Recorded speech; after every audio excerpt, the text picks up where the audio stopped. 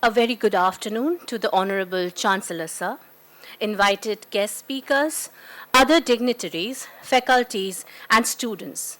We are gathered here today to be a part of a change movement affecting our region and Mother Earth. In 2016, the Balipara Foundation embarked on an ambitious journey to restore forests across Assam's elephant country, a belt stretching from Udalguri district all the way to Sonitpur along the Arunachal Pradesh-Assam-Bhutan border. With the current mission to plant 10 million trees, provide livelihood to 30,000 people, and creation of 11 billion natural capital, the Balipara Foundation organizes the Eastern Himalayan Naturenomics Forum, which aims to bring together stakeholders from diverse backgrounds and perspectives to debate pressing issues and opportunities for action in ecology, economy, and community-centered conservation.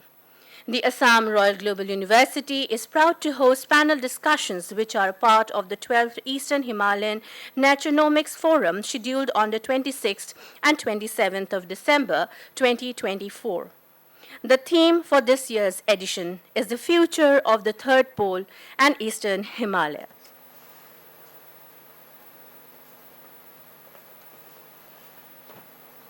Moderator, Dr. Sunayana Sarkar. Madam. Good afternoon, everyone.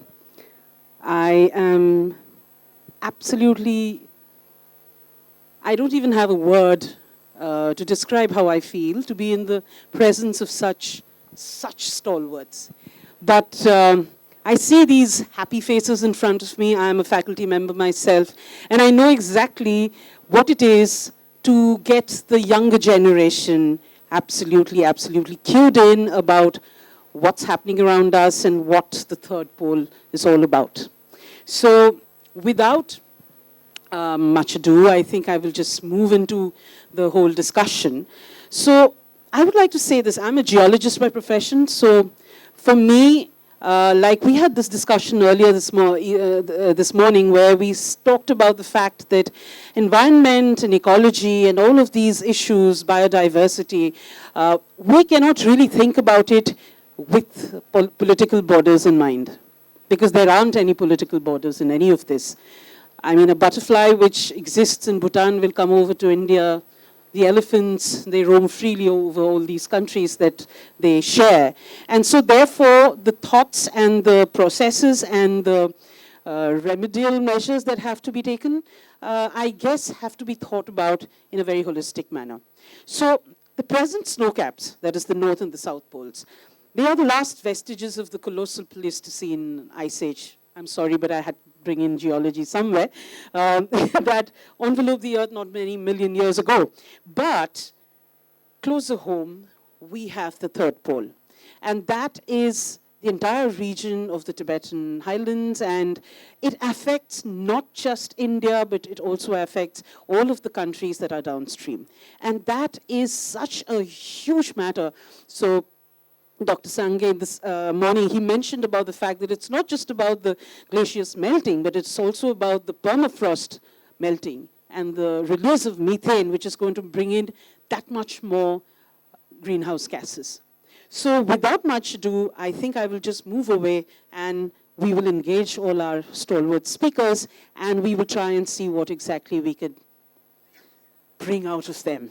So for all you students there and all the faculty members who are here, our esteemed hosts from Royal Global University, and Ranjit, thank you so much for having all of us here for the Eastern Himalayas Naturenomic Forum, with the 12th edition of it. So here we go. So I'll start with Ramadurai sir.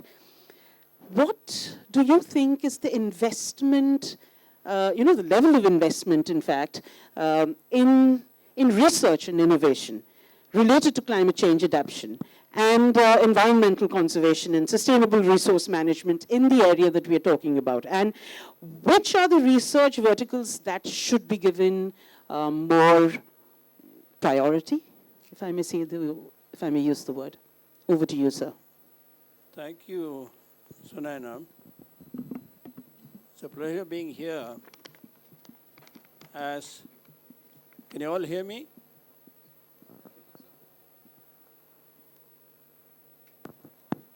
I think you can hear me now?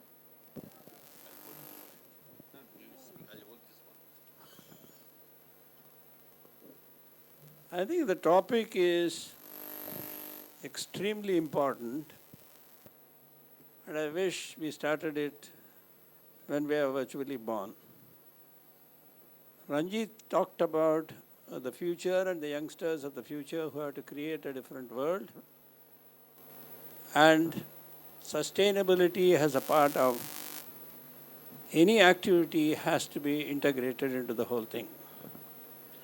The other day I happened to hear Dr. Jane Goodall at the Godrej Literary Festival in Mumbai, an 84-year-old lady who started at such an young age with a passion for nature and integrated her whole life into the nature. And what she has achieved and what she is trying to do now in terms of every child wanting to do something, how do we encourage?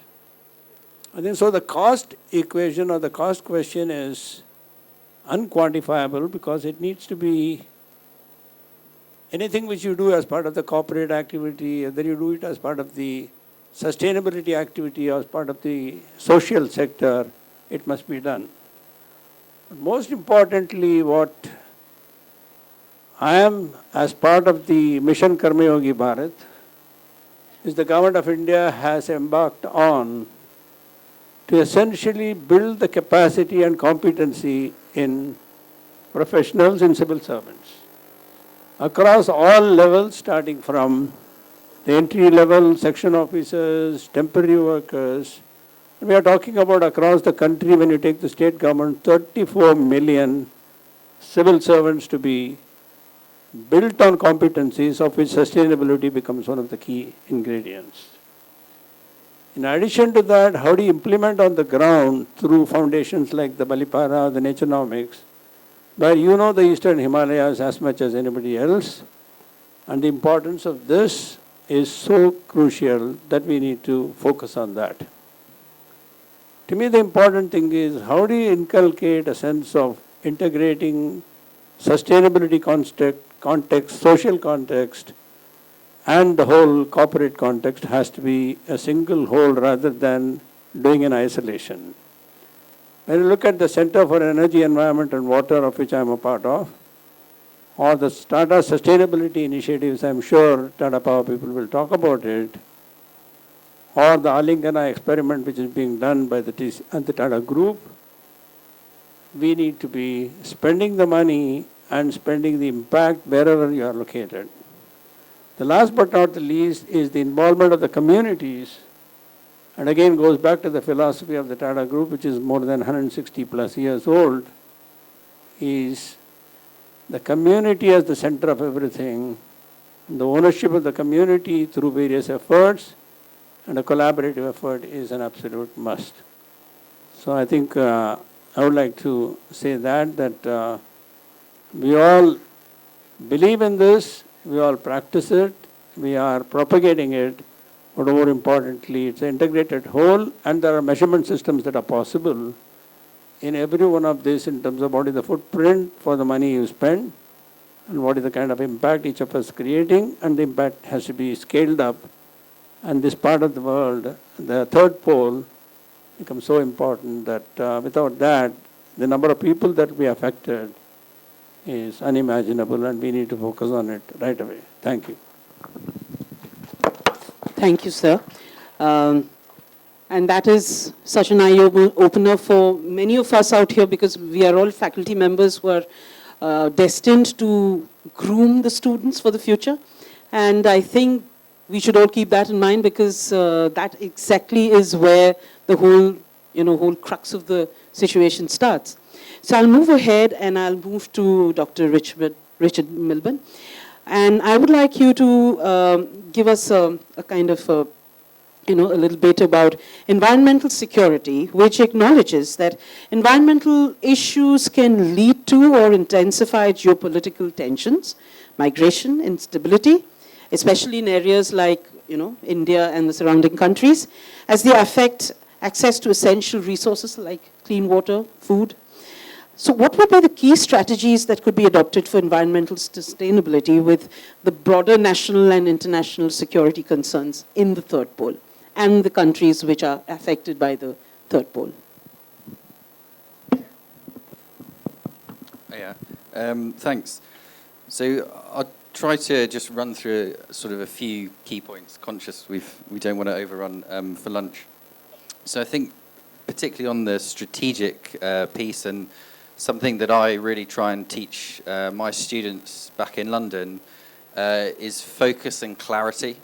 So if you look at the messaging around climate change, environmental security, there are so many elements to it. There's plastic pollution in the oceans, there's carbon emissions, there's community development. There's a whole series of problems that we're told about and that we have to try and solve. And a lot of them are very, very difficult to do.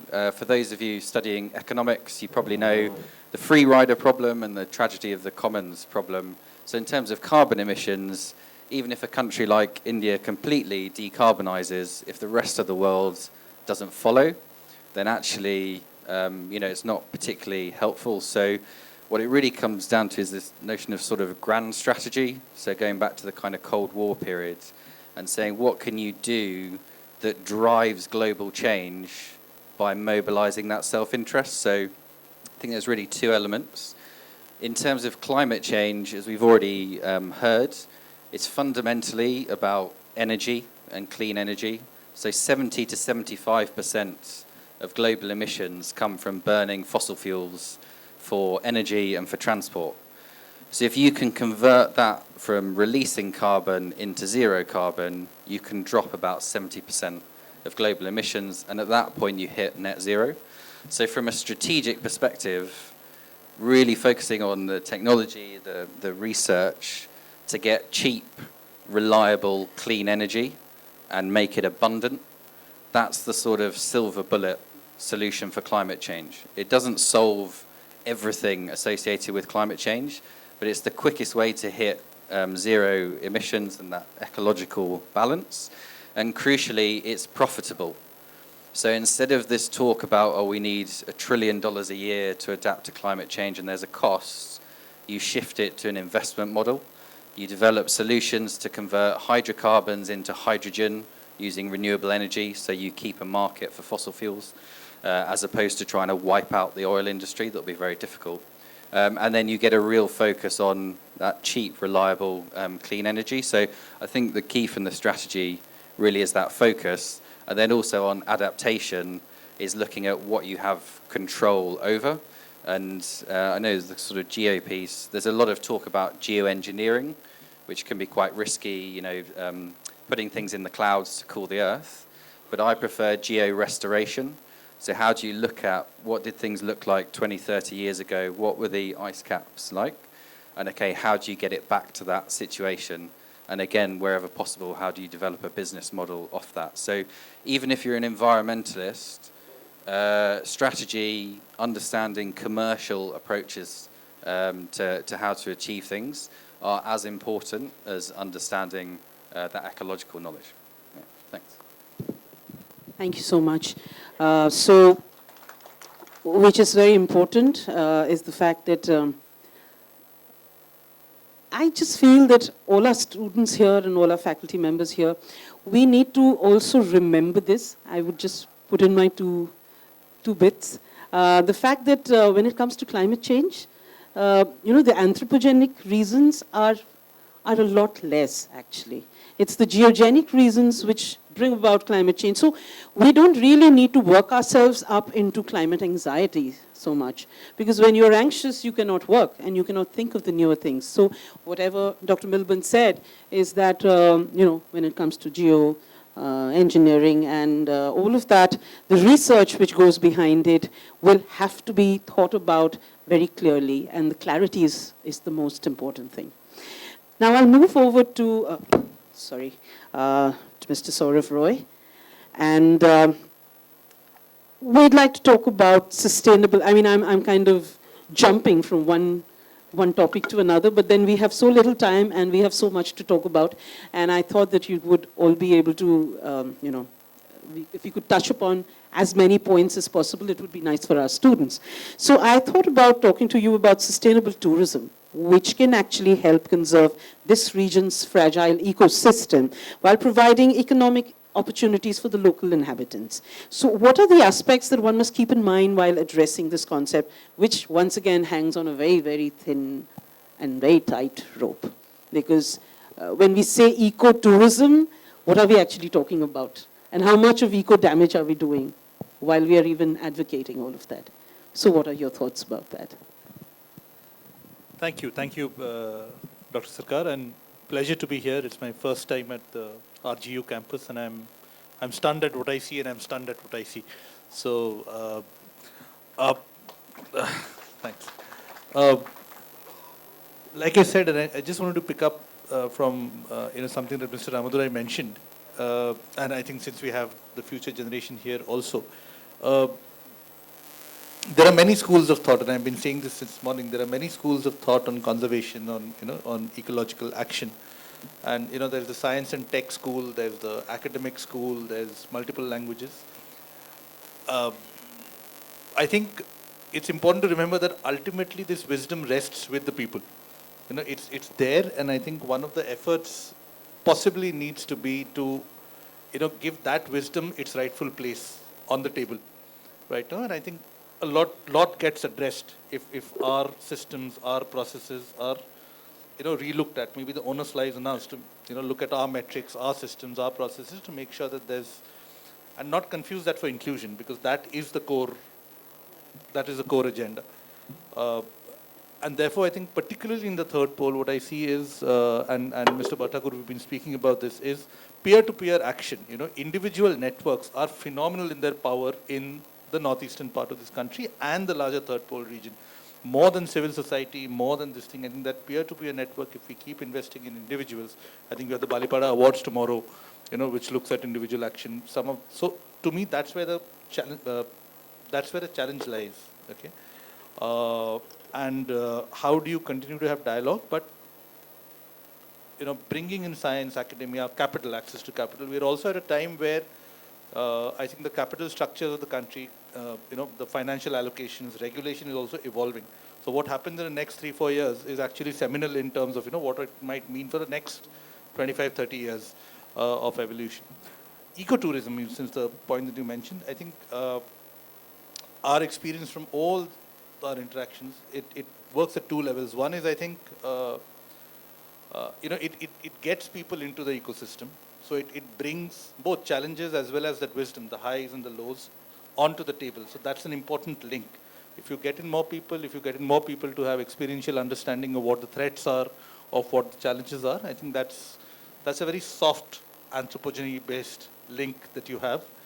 But like I said, most livelihoods programs, I think at some point tend to prioritize the savings and investment questions more than the conservation questions. And I think there's an understanding of scale that we have, which is a little misguided as far as conservation is concerned. Because to my mind, conservation is a microclimate, microgeology issue. You can have a narrative, but you can't have action, which possibly goes beyond a certain scale. So maybe, our metrics of success and the planet's metrics of success are slightly at odds. And if we just get that into our programs, and I've seen that starting to happen. So to me, that's how I would address that. Thank you so much. I would now like to invite Dr. Sange.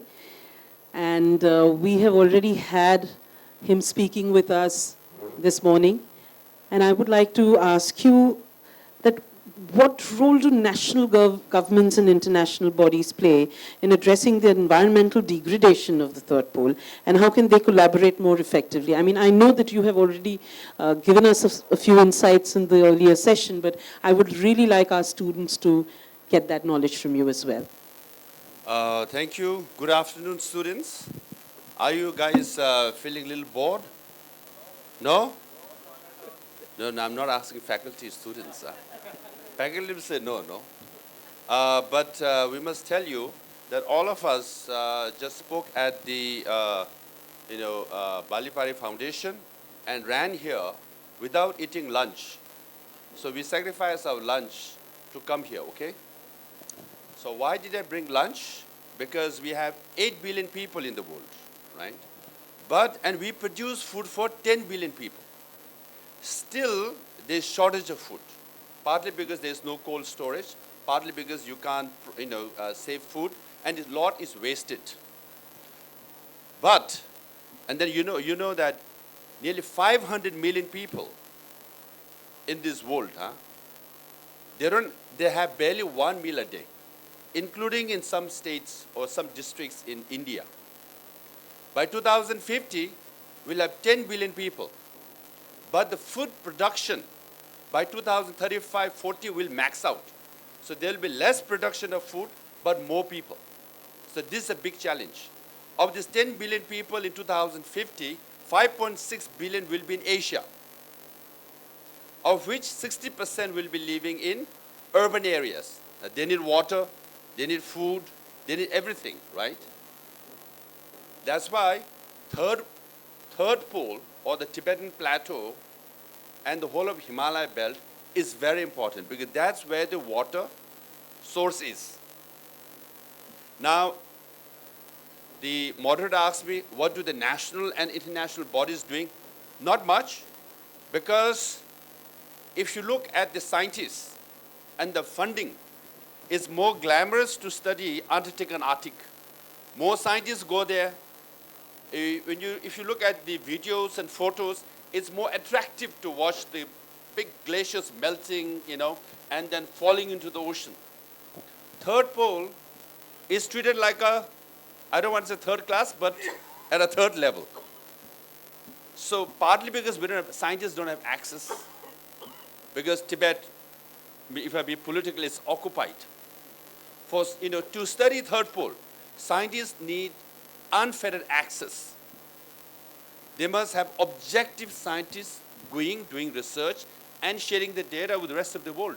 Not much is known what's going on up there. For example, mining is taking place in Tibetan Plateau. There are 132 different kinds of minerals in Tibet, okay? Lots of mining taking place, not just Chinese companies, American companies, Canadian companies, Australian companies taking place. Once there's a mining, what happens? You have to use water, you have to use chemical, then water pollution.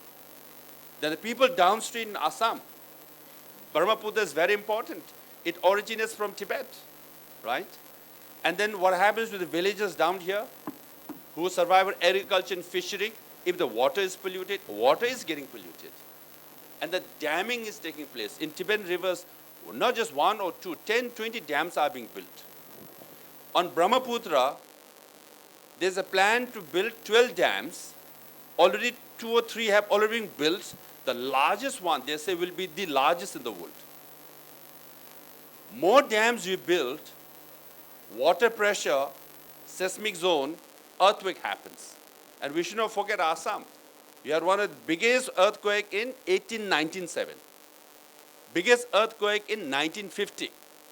In recent years, there was an earthquake in Sikkim in 2011, Nepal in 2015, where 8,000 people died. We know that in Afghanistan, earthquake is happening. Damming leads to earthquake. Assam is, of this earth zone, number 5, which means is the most dangerous earth zone in India. Assam falls at number 5. If there's a major earthquake because of damming that's taking place, what will happen to people in Assam? Militarization thing, Guwahati is such a important military point.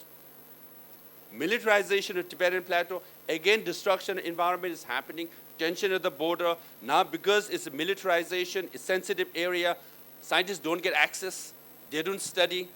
That's why flora and fauna in Assam area and whole of Northeast are disappearing very fast, because a lot of things are happening upstairs, up in the Tibetan area, right? Urbanization, a lot of Chinese are moving in. Tibet, as a third pole, is very fragile. You can't take so much, okay? Population, food, everything. But then a lot of Chinese are moving in. That means urbanization, infrastructure taking place. That leads to pollution, right? Now the glaciers in Tibet are melting very fast. There's 46,000 glaciers in Tibet. 46,000, okay? By 2030, of these glaciers, there'll be less replacement of, you call it snow or glaciers, more of this melting. So 2030 is tipping point, in 6 years' time. More glaciers will melt, less replacement. So down the line, what you're looking at is Mount Everest without snow. Imagine. What happens, people in downstream here in Assam, when you depend on Brahmaputra? Some Indian scientists, some Indian military personnel, they say that, oh, Brahmaputra, we don't have to worry because 60% of the water of Brahmaputra is rainfall based. Technically true, but down the line, no. If glaciers melt very fast, if Tibet dries up, there will be no rainfall, and there will be no Brahmaputra down the line.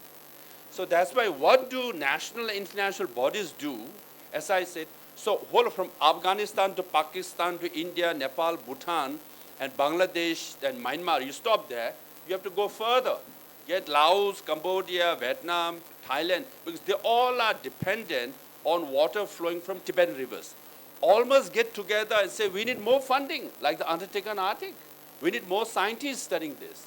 Because Antarctica and Arctic, when the ice melts, as I said, it goes to ocean. It becomes salt water. It's not drinkable. But the glaciers of Tibet melt. It's a drinkable water for 1.4 billion people. As a third pole as a whole, 3 billion people depend on that. Right? So we must make an urgent case and say, we all need to study this. So that's why the coalition of all these countries forming together and pressing United Nations, pressing COP30 down the line, and Chinese government, and say, please be accountable. Our lives are at stake here. Thank you so much. And also for pointing out the fact that reservoir-triggered earthquakes are one of the largest earthquake triggers around the world. And like you said, the large dams, if they're built there, then that will definitely affect the northeastern part of India, as well as the rest of India. I'll now move over to Mr. Tiwari, and I want to now ask you to talk about a little bit about environmental refugees, which is this looming up in the future. And we know for certain that when there are environmental issues at stake, people will have to move. For instance, even now, we have so many people who are slowly moving out of the large cities in India, moving to smaller villages, giving up their corporate jobs, moving into farming, etc., etc. And it's not always because it's like, they're getting a kick out of it. It's not that. It's also because of the fact that the cities are becoming warmer, there's temperature increase, there is less rainfall, or rather there's too much of rainfall, and thereby there is flooding in the cities, etc. And all of that is because of the climate change. And all of that will be affected by the fact that if the third pole is not really taken care of. So in your words, what would you think about this demographic, the dangers that are cropping up? Yeah. Okay, first, I'm very happy to be here. And I think when I came in here, the quality of the infrastructure and students, etc. So I think very happy to be here. And impressed by the way that this has been set up. So very glad. Let me just step back a bit. And I think I'll just pick up the specific point is, I think fundamentally, I think the way to address this, in my view, is to take this as an and question, not an or question. And I'll step back what Mr. Ramadurai also mentioned, that development or maybe corporate action, sustainability, CSR, all have to come together. It has to be addressed with one frame, not an isolated frame, because systemically it will not work, right? And at the heart of it, and I think one could look at it that Mr. Bothakur talked about, is it technology aid, is it digital aid, and perhaps this is the energy age. So the energy transition will be at the heart of addressing this.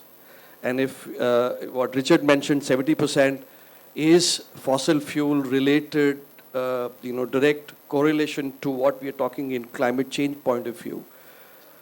Energy transition, even if you don't take the carbon lens, is a very, very important transition to happen.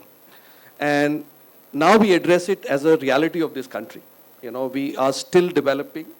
still we need to address the issue of energy poverty in this country. So I think in a lot of ways not to be tutored by the West with the lens of saying that look what a transition needs to be from their lens, but what is it for our lens. And hence the transition to renewable energy is absolutely one of the key things to do as a country. And the second dimension is distributed energy. Is all the way that we have been speaking, big assets, big ways of generating electricity, can I give it to the unit and make it absolutely affordable? And that I think in the large measures as a country, from a policy framework, we are getting there. I'm talking about rooftop solar. I'm talking about distributed solar. And hence making sure that, look, some of those development needs are also not framed at the back. Because I think that debate has to go along with each other. Now, in a lot of ways, you talked about this environmental-led transition, and I'll take the little bit of a different lens. And I think some of you are aware that in the transition of what is happening is framed in the Paris Agreement of just transition. And a lot of that will be how we take the transition with dignity. And again, whether it is a transition from urban to rural, either way, or moving away from traditional things like coal to newer industries like solar or EV, the heart of it, in my view, is skilling. And Mr. Ramadurai has been talking about it from decades, possibly. Is the icon of this space. I think skilling is the heart of it. And again, the corporates like us, I think, have to figure out on three things. One is, first, absolutely is employment. And again, this is partnership, employability, and employment. I think all these three are made from a corporate action point of view, but also from a community action point of view. And I think in a lot of ways, as Mr. Ramadurai said, some of our Tata companies, that is very, very much framed into the way we exist and do business. Yeah. Thank you so much. I'll move back to Ramadurai sir. And we'd like you to tell us about, in your words, something which is not, this is a question which probably most people will not ask you. But, this third pole has a lot of cultural significance because it is important for both the Buddhists as well as the Hindus, as well as for the rest of the world. And what do you think that, the degradation of the third pole in terms of environment, what kind of effect do you think it will have on the people? And these cultures which are pretty ancient and have been there for so many years. See, when you look at the Himalayas, they stood as a sacred testament to the profound interconnection between humanity and nature. The melting of these glaciers, which Mr. Sangye articulated, is of extreme worry, and it does not belong to one country because that type of population that is dependent on it, he touched upon it. I think in a way this loss can be compared to the erosion of languages. Just as languages embody the community's worldview and history, sacred sites are the tangible expressions of a people's spiritual and cultural connection to the land. That's what we need to understand. And the destruction of such sites is not just a physical loss, but essentially an erosion of collective memory and identity, much like the extinction of languages that sever connections with the ancestral knowledge and traditions. So we must embrace a more profound philosophical commitment to nurture identity and legacy. Conservation must transcend its scientific framework to become a holistic endeavor that respects the sanctity of these landscapes. Again, when you look at the Indian scriptures, such as the Bhagavad Gita and Upanishads, they speak of a cyclical nature of existence, where destruction and renewal are inextricably linked. So in this light, this loss can be seen as a part of a broader cycle of transformation, where communities are called to rediscover their heritage through adaptation, innovation, and preservation of memory. So just as languages can be revived through documentation and practice, so too can the sacredness of places can be maintained through modern platforms where the technology comes in to capture, share, and revitalize traditions, ensuring that they endure for a very, very long time. So we must involve and engage the indigenous communities and help them preserve the wisdom and traditions. That's very, very important. Digital platforms offer a powerful, like I said, you can create virtual archives of oral histories, rituals, and artistic expressions linked to these sacred sites. The essence of what is lost can be carried forward into the future with new forms of reverence and understanding.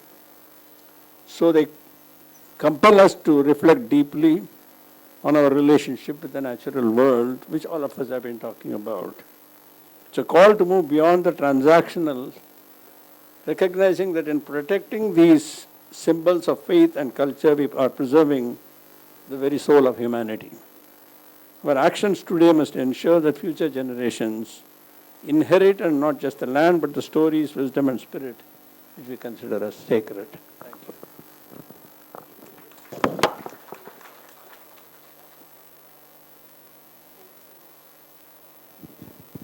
Thank you so much. While we are on this particular subject, Ranjit, may I just ask you for giving us a little understanding of what exactly Balipar Foundation is doing in terms of, reviving old traditions, getting the people back to their roots, and also conserving and taking care of ecology along the way. Hello. Yeah, so Naina, if you don't mind, let me just change this track. Okay. I think the question that you ask on cultural synthesis, etc., if we just take a round of from Lobsang to here, Yes. we'll get a better answer. What Balipara Foundation is doing is just a construct, and we haven't really done much of it. But one of the things Mr. Ramadarai was suggesting, is there a scientific, like in the North Pole and South Pole, there are scientific stations measuring all this. Is there such a thing in the third pole? Should we not be promoting that? So I think that's the only point that I would keep in the answer for which I don't have an answer for what we are doing. So I'd rather ask Lobsang to comment because I think Yes, he's been right. I think that would be lovely. Yeah, I'm a jack of all trades. I wear my hats. So regarding culture and indigenous knowledge, it's interesting that the scientists study, okay? Most of the scientists, I'm not being rude, huh? Most of the scientists are from the plains or from the cities, yeah? But they study mountains and mountain people and indigenous people, And then obviously the conclusion they come is from their perspective, right? Then finally what they say, the mountains has to be protected, the rivers have to be protected, the lakes have to be protected. Yeah, that's what indigenous people have been saying for thousands of years. That's their conclusion. And how to be protected, right? They say, no, we must fence all these forests. We must put bodyguards in these lakes and rivers. But indigenous people, what they say is, this lake is sacred. This river is sacred, the riverhead. This forest is sacred. Once you call it sacred, everybody starts showing respect. Even if you go to village, there's a small stream. And one of the shaman, whoever indigenous priest will say, this is sacred. Because everybody started showing respect. But because this is where they drink water. That's why they'll call it sacred, you see. That's a very indigenous cultural way of preserving mountains. And we are doing this for thousands of years. We don't need experts, right? So then, if the lake or the mountain is more sacred, they say there's a dangerous spirit here. In Tibet, in a mountain area, when you climb mountain, they say, you cannot rise horse, okay? You have to get off the horse when you climb that cliff because this mountain has such a, ferocious deity. Dakini, yeah? And then people get off the mountain. No one will dare cut a tree from that mountain because there's a ferocious deity, okay? That's how we protect our trees. There's indigenous knowledge. Now, all the scientists are coming back and saying the same thing. You better how to fence it. You don't need to fence it. We already fence it with our deity. Once there's a deity, all the indigenous people, they don't dare cut a tree. So now you have chaprashis, all that, right? This is the external imposition. Had you leave it to indigenous people, the way they have been doing for thousands of years was already good, actually, So now scientists have to come to indigenous villages and learn from indigenous people first. How did you do it for thousands of years? Teach us. So that way, they learn from us. Then they're coming and imposing on us. Then obviously they bring corporate mining company. They say, yeah, for the sake of development, we'll cut the mountains and mine all your resources, right? Critical minerals. That's how the exploitation is happening. They all come to the same conclusion what indigenous people have been saying for thousands of years. A solution is external imposition, which is the wrong method. So a lot to be learned. Thank you so much. In fact, even in India, we have this whole concept of sacred forest right here in Meghalaya. So I'll move over to Dr. Milburn. And if you can give us your views on this same topic. Yeah, thanks. So really a similar viewpoint. I think I maybe just take one step on as well is, these communities know what needs to happen. I also think we need to understand why. There's often, we ask the question, what do you do or what did you do? We don't necessarily ask why, and therefore see in a more modern context or a more commercial, like the mining company context, is there a way to take the underlying principle and actually scale it up?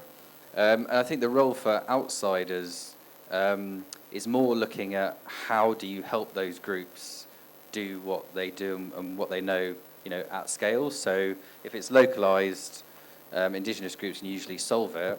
If there are those sort of mining interests coming in, or if there's organized crime coming in to exploit, say, timber, an indigenous group can't protect against that. If people are coming in with AK-47s and you're just an indigenous community, you can't protect against that. So I think that's where outsiders then have that role to come in, understand what needs to happen and why, and learn that, and then have a discussion around, okay, how is the most effective way to deliver that? How can some modern technologies, understanding, experience help, uplift that indigenous and traditional capability? So I think, the outsider, we don't want to throw the baby out with the bathwater. There's always some utility that can come in from the outside, but absolutely it's about making sure we understand and the what and the why of those communities, so we help uplift that rather than imposing something. And definitely that imposition is the worst possible approach. But if we understand what people want to do and why, and we help them achieve it, I think that's the way forward. Thank you so much. I'll come to you, Saurav. If you could give us an idea about the kind of, have you ever faced any kind of problems while working with these kind of communities, or in your in the kind of work that you all do, have there any kind of issues cropped up because of that? So, no, thanks for that. Maybe I'll begin with the previous one and then lead into this one. One is, I really have nothing to add to what's already been said because it's said so eloquently. I think about 10 years ago, we started a program called Samvad, okay, which we didn't articulate it like this at that time, but now we realize that, we are grappling with a fundamental inequation that we have spoken about. There are indigenous communities across the country in this part of the world who have answers to some of the most vexing questions that all of us face. Those answers are not in a language that we are familiar with. Those answers, we don't often have the technical, tools to understand those languages. So that's the RHS of this inequation. The left-hand side has to do with identity. You have entire communities who are from the indigenous communities, and their affiliations are now, for some reason, maybe for external expositions, becoming a source of diffidence, a source of agitation. And just imagine what this means for the planet. The people with answers that all of us should know are now not very confident of their affiliation. Unless we solve that, this is an underpinning inequation that's there for the world. And what we try and do is, we realize that we only need to have a process of dialogue. That's what I was trying to say, that get everyone on the same table and have a conversation.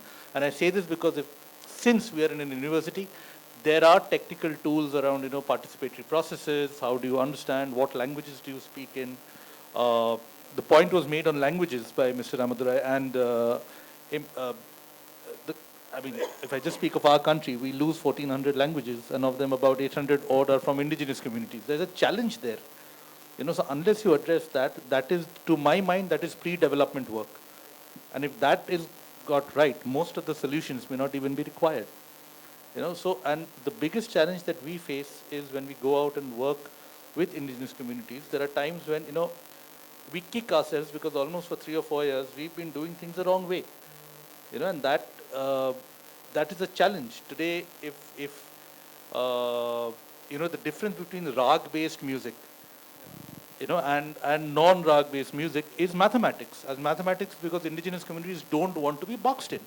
You will sing Shivranjani, you will hit all the Western classical notes, but they will come at it from a different direction. And just imagine a child who writes 6 like this, but is beaten by the teacher because you have to write 6 like this.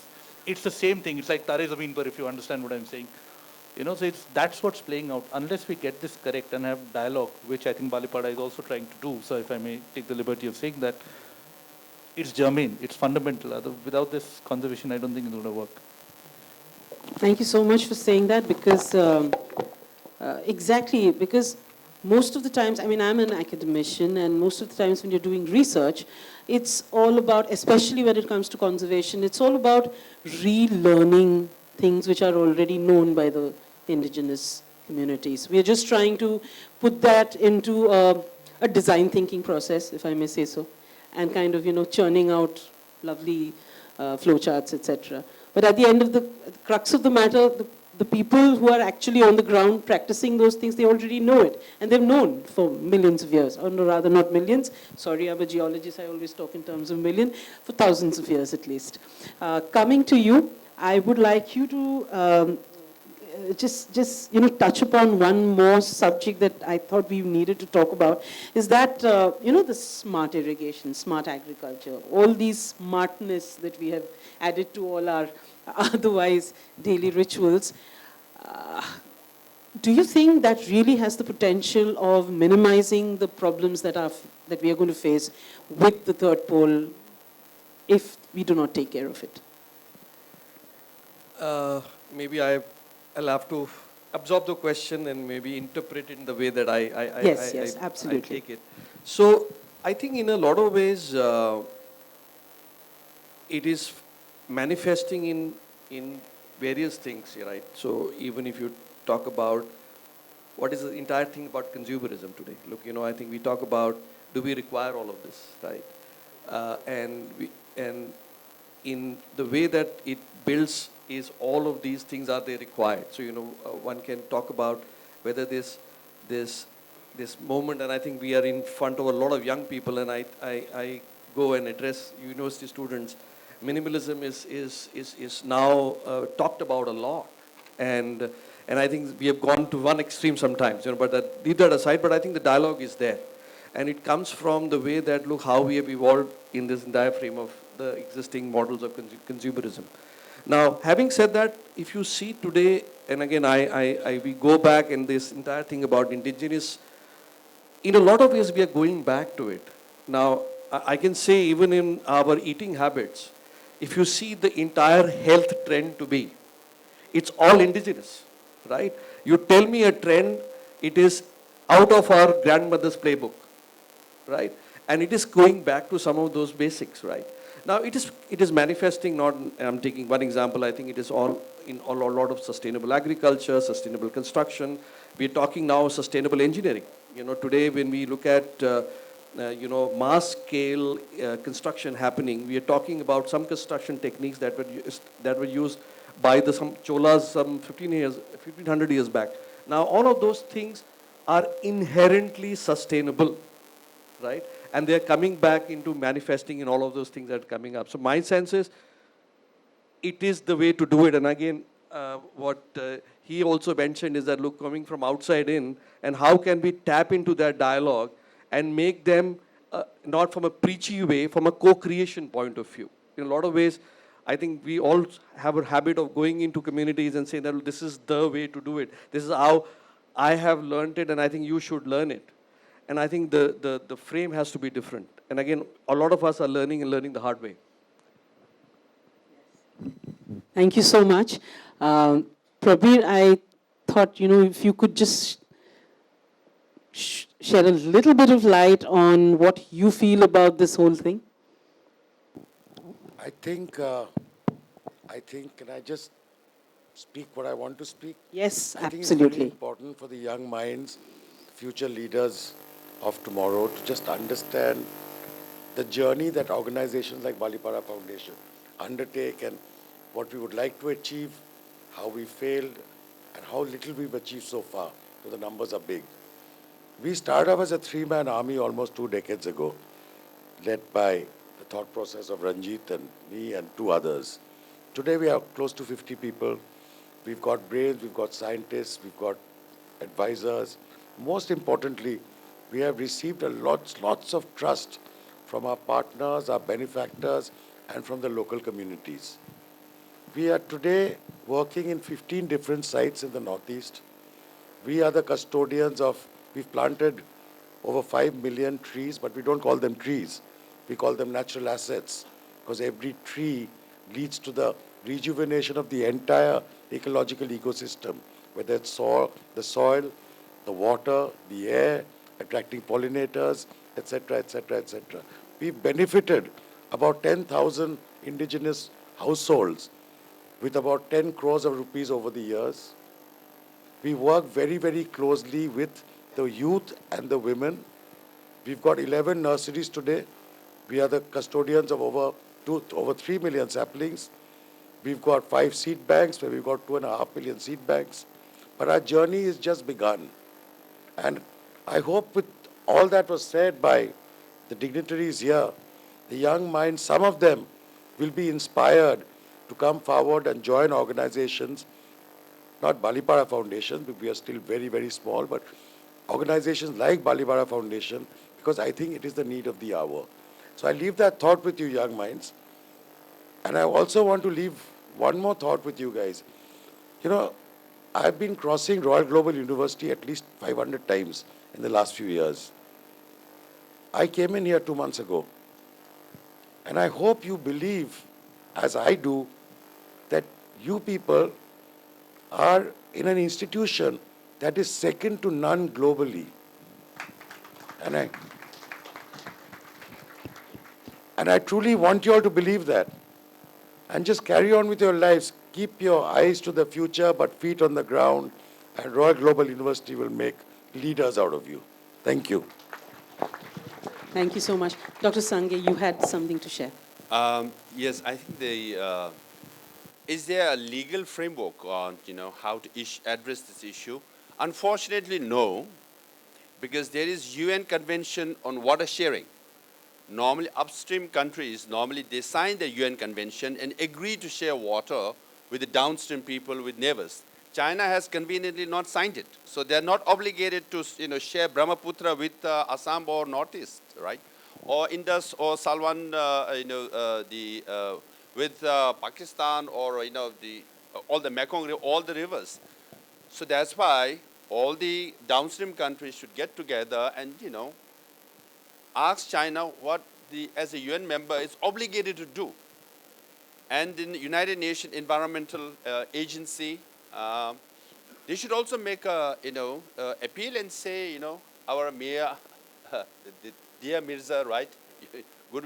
They should make an appeal, openly say this, you should sign this, at least you're obligated to share water. If you build 12 dams over Brahmaputra River, how would millions of people in Assam, where will your machli kahan se aayega? So, this is a major issue. Now, I just want to because the refugee issue was raised, language was raised. There are 7,000 languages in the world. Every month, one language dies. Every month. So why I say this, I'm sure there are a lot of indigenous people here in this room. if your language is simply vocal, not written, then your language chance of dying is much higher. And is local and written, if you have not preserved text, higher. And if you don't have a school, universities, higher and higher. So you should know that, okay? Now, as far as climate-related refugees, in 2004, when I finished my dissertation, there were 24 million refugees, of which 9 million were political, right?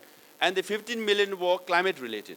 Now in this world, there are 135 million refugees, of which 25 million are political refugees, 111 million are climate-related refugees. So you should know this number. Why I throw these numbers? We all are students, right? To do research, you need numbers, okay?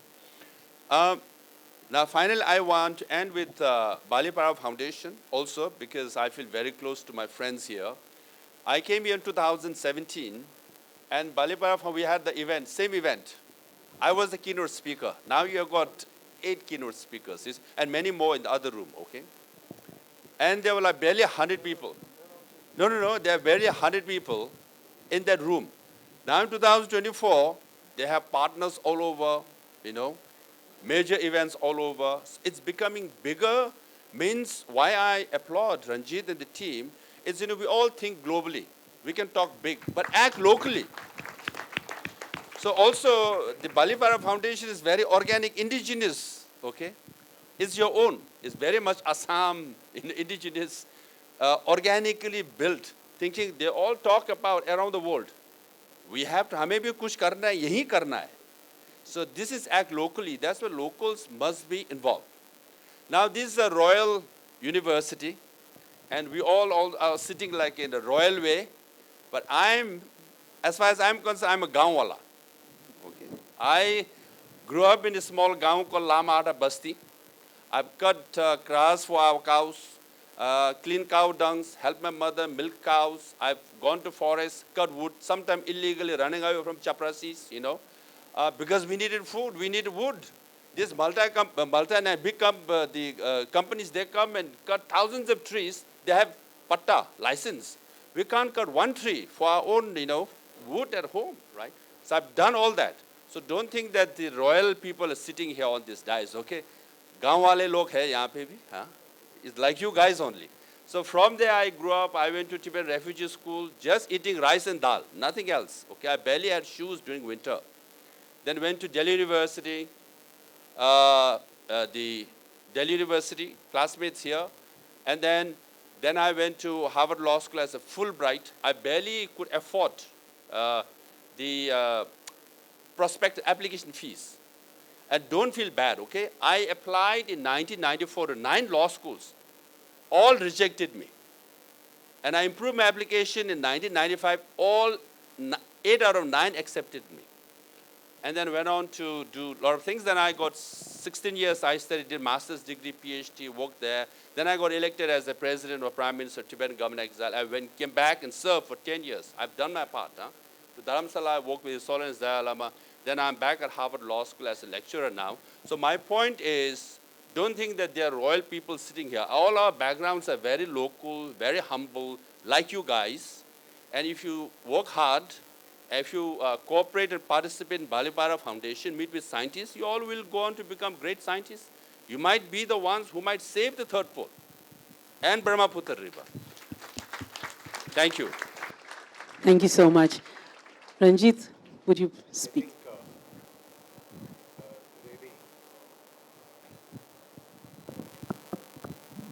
It's working.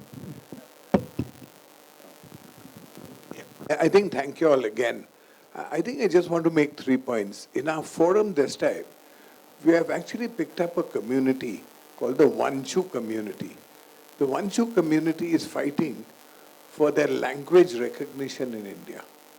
So, sir, you will meet them today, and you will find that they're on the border of Burma and India, but actually they originally came from Tibet. So those people have been dialoguing with them for 2 years, and they're saying, देखो हमारा कोई सोचता ही नहीं हमारा बात. हम वांचू है, भूटान में थोड़ा अगर there is a little bit of survival, but our script is not there. One of the reasons we did it, because the biggest program is actually environmental security through biodiversity growth, not through growing trees. So that's an interesting community for everybody to see. They've been asking us for sponsorship of this movement of the language. I don't understand much of it, but I think we can actually look at it. Just to make this whole discussion on water, Tibet, third pole, simple, just to, in my words, simple. You know the Indus, Ganges, Brahmaputra, Mekong River, that's what was referred, the Wangho, the Yangtze Kiang, all these rivers actually emanate in Tibet. It is really the top of the world. And many years ago, there was a book written on the Shangri-La. I'd urge all of you to go into the net and see it. It's a fantastic book. It's about love, and this is the right age for it, by the way. So I think in that you get a reflection of this whole idea of how water and the water tower actually distributes this water. Third point I wanted to make, just to give you an idea, simple maths. I think people are using a lot of figures, but just to give you a dimension which is bigger than what has been said. There's 1.4 billion people in China, 1.4 in India. That's 2.8 billion. In Bangladesh, there is roughly 200 million. That is straight away 3 million. The entire ASEAN countries is 490 million. So that is already 3.5 billion. Actually, more than half the world, if you take Pakistan and if you take Afghanistan, where the rivers also go, the Pamirs, actually it's from the Pamirs to here, more than 4.2 billion people live around this and are dependent on this watershed called Tibet. It is so important that children like you understand what future you're going into. So I think it's not 3 million and 4 million. It's 4.2 billion people. 8 billion is the world. So more than 50% of the world lives around and is dependent on this water system. So keep that in mind when you're pursuing the future. Remember, it will be absolutely important. Last point is, the most earthquakes have taken place here in terms of disaster. In the Himalayan sub-region, right from Uttarakhand to Kashmir to Himachal. But most important, remember the 1895 earthquake here and the 1950 earthquake. It was captured by an English guy called Kingdon Ward. The only reminiscence of Kingdon Ward, I don't know even if Richard knows about Kingdon Ward, but he is very well respected in Kew Gardens. He actually, the rhododendron plant, he was the king of rhododendron plants. He collected it from this whole sub-region and they put it in Kew Gardens. He basically wrote about this, and there's a nice song for everybody to sing. If I could sing, I would have sung it for you. Where the earth moves under your feet. This region is where the earth moves under your feet. And in 1950, he looked down, 50 or 51, and talked about this whole Brahmaputra river changing course.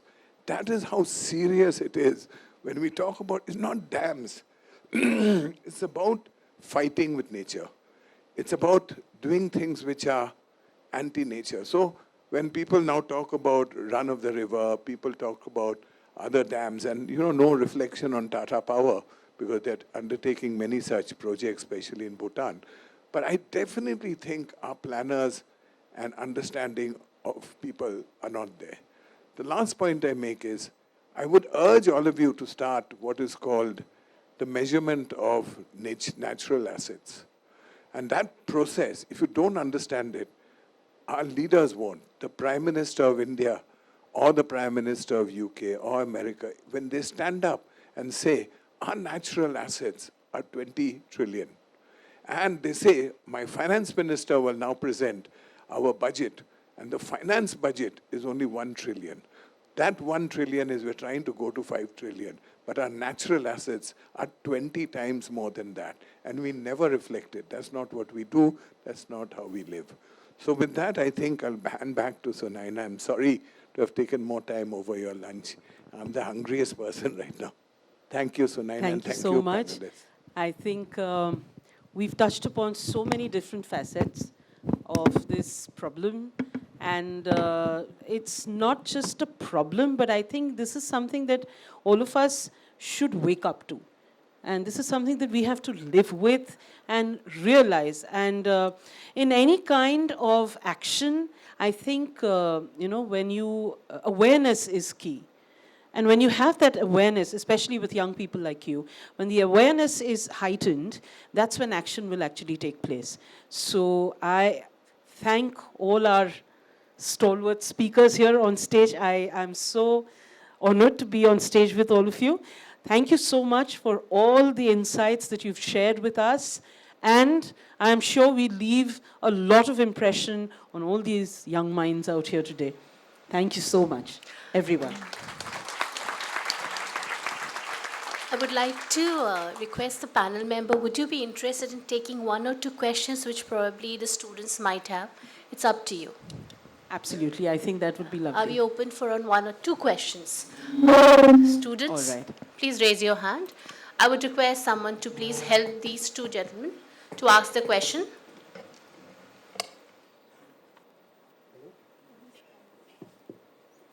Hello, sir. Sir, my name is Can you please take the microphone closer to your mouth? Yeah, thank you. Sir, my question is like, sir, is there any role of AI in this topic? Sir, role of AI.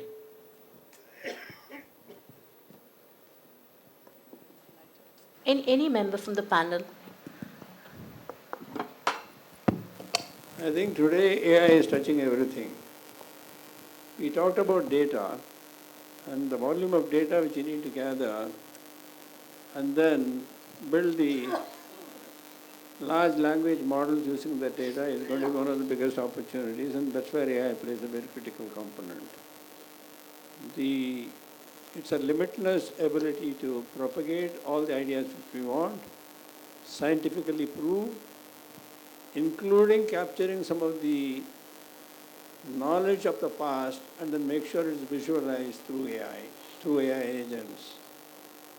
So I think it's just your imagination. If you look at the startups that are emerging in the AI area across the world and more importantly in our own country, that's where the most of the action is today, along with the academic community. So this university must definitely invest in that kind of area so that the ideas flow, and being close to this Himalayan region, it gives you a bigger opportunity in my opinion. So yeah, it's kind of integrated into everything. There's one thing I'd say, that tech is a capability multiplier, not a capability itself. And I think sometimes that gets missed. People think, oh, just use AI and we'll magically solve it. So there's also a digital literacy piece. But it's in everything from even satellite imagery being used with ground sensors to automatically calculate the carbon sequestration of natural capital to then make it easier and cheaper to get carbon credits into communities. So that's one example. I think also it's looking at a slightly more tangential approach, that AI and tech in general might not always be used as a sensor to protect the environment or to work out glacier change. It might be used in education to expand access to knowledge and testing and assessment to uplift people's capability to then go into the environmental space. So I think with that, it's looking at that bigger picture of how AI can be used, even in like gamification, which is something I work on. So getting that process to enable people to model what they might do, then have an AI piece automatically processing that element. So you can test something in a digital space before spending the money and taking the risk in the physical. So it's all over, both directly and indirectly. And I think, using AI and machine learning in any of this will give you the projection studies at the end of the day. Because without the projection studies, you really don't know what exactly you must do. So it's like Dr. Milburn said, that it's innate. It's definitely innate. But it's not going to solve all your problems. But yes, like Ramadurai sir said, that it is also about the scalability of the data. And the huge amount of the big data that we are now working with, AI will definitely make things easier. Last question. Second question. Good afternoon. speakers. So I'm from MBA, and hello, and my question is to Sir Lobsang. So as you have talked about international cooperation among different countries to preserve the environment, my question is to how do we protect the international water from exploitation? Like for example, like China has been exploiting their water resources in different forms. So which authority of the world is going to regulate them? And since they are a permanent member of the UN and they don't, as you have said earlier, they don't themselves get to regulate themselves. So which authority apart from UN will try to regulate China's deep sea exploration? I know that's a big challenge. For example, Tibet, again, as Ranjit says, source of rivers, all the major rivers, okay? China is building not just 1 or 2, 10, 20 dams. Tibetans don't need any more hydropower because we have enough energy. But the more dams are built to generate hydropower for Chinese companies and Chinese, to enrich themselves, and the party member and then business people, and then, send all the hydro. So there's exploitation. But then some say if the dams are not built properly, their lifespan is around 30 plus years, right? Then it's a threat. And then when you build dam, you have to remove thousands of people. You have to swamp, actually, essentially the villages after villages and monasteries, nunneries, disappearance of culture and history. It's a major problem. So that's why I think, being here, as I said, there has to be a coalition from all the way from Afghanistan, Pakistan, India, all the way to Vietnam. It's a downstream countries. China should sign UN Convention on Water Sharing. And then based on that, UN environmental agencies should make China accountable. Why are you building all these dams? So the problem is, Tibet has always served as a buffer zone. Right? Now, it's not just His Holiness Dalai Lama is saying we have to make Tibet a natural reserve for both man and animals, okay? Even the Chinese environmentalists have said, we have to call Tibetan Plateau the third pole national park. Because it's for Chinese sake, Chinese people's sake, Tibetan Plateau is that important. But the Chinese government is not even listening to their own environmentalists. Because, so that's why now you take it to the United Nations, Security Council, they have veto power, you can't do much. The political is the case. But environmentally, because it affects, anywhere from 2 to 3 billion people in this, region. So this will be a people's based interest to compel and persuade China to do something environmentally sustainable for the sake of humanity and of this region. So it's a challenge. It's a challenge. But you start with local people and then appealing to United Nations and different government coming together and voicing the same concern. Thank you, Dr. Sange.